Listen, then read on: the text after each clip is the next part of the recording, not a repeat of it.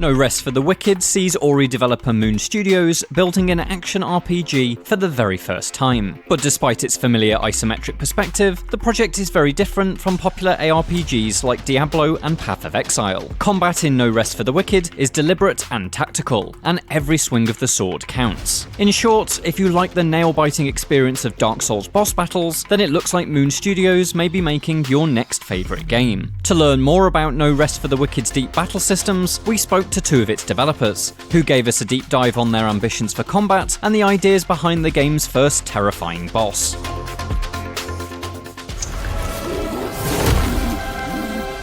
The major goal for our combat was to make it feel super visceral, right? And to make sure that, hey, we create a combat system where animations also really matter. When you press a button, then you get really satisfying swings and so on. It doesn't turn into spam, right? We wanted it to feel very visceral and tactical.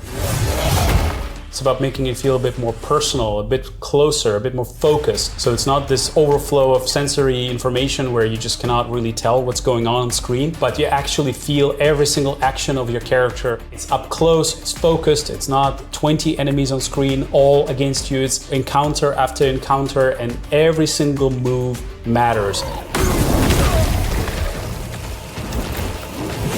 A lot of the top-down ARPGs out there play very similarly, and that's, where we said, hey, we should probably take a different direction. And we were more inspired not by Diablo in terms of the combat, but by Souls and Monster Hunter and so on. We definitely also took influence from fighting games, right? We always liked the whole thing where you could do combos like light punch, fierce kick, Hadouken, right? So we wanted to kind of infuse that a little bit. We wanted to do things like, hey, I can do combo A, combo B, and then do a special attack, right? And then do a combo C and so on.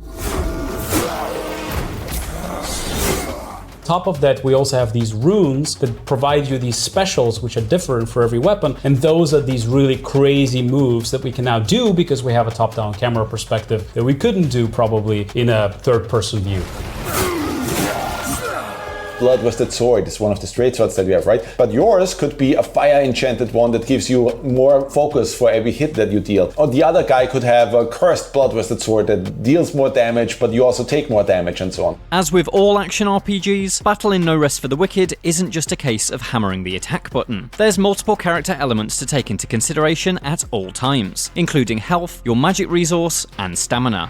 When we came up with the boss fight, the idea is that it shouldn't feel like you're just running around and spamming all the time, but it's more strategic and tactical, and that is where the stamina system comes in. Very tactical that way, right? Where you actually have to consider, hey, will I deal that hit still, and do I then have enough stamina if the enemy counters that I can actually dodge away from that next hit and so on? Yeah. We don't have a mana system. We wanted to come up with something where, you don't have this resource that just depletes and then you need to drink a potion to fill it back up again, right? We wanted that to be more dynamic. So our focus kind of increases as you play better in combat, right? Like you get focus. And that's the resource that you use to actually perform these rune specials.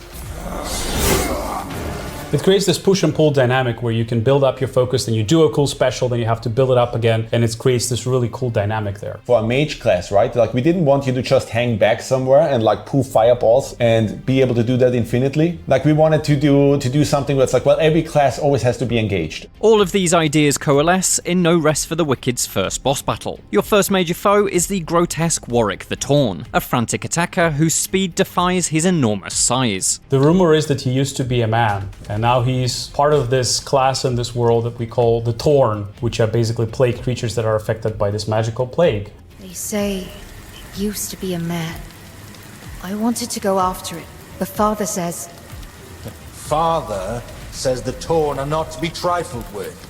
And he's right. We want to get your heart rate as high as possible. How am I going to do this? How am I going to beat this? This is relentless. This is impossible. And then little by little, it's like a puzzle that you figure out. Throughout the fight, he is not just relentless, but he also creates distance from you. So he will jump back from you, or he would do the sword attack and he would kind of roll back, which will work really nicely in multiplayer. My favorite part is when he gets angrier and he gets even more relentless and he starts jumping. And you have this really powerful fantasy thing where it's not just a creature that's on the ground, but he also has this crazy mobility, right, to get to you. And I think that's just terrifying. Warwick may be terrifying, but the guys at Moon Studios have some helpful advice for when you eventually face down this plagued monstrosity yourself. I have an amazing tip. You meet Fillmore the blacksmith early on, and when you talk to him, he will actually sell you some stuff. The scrap bombs that he sells, they're very good.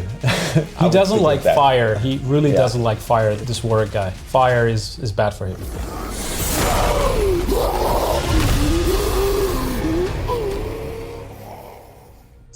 To see the battle with Warwick in full, take a look at our No Rest for the Wicked gameplay video. And for even more from this beautiful new ARPG, be sure to tune into Wicked Inside on March 1st. And stick with IGN throughout February, as we have plenty more details straight from Moon Studios.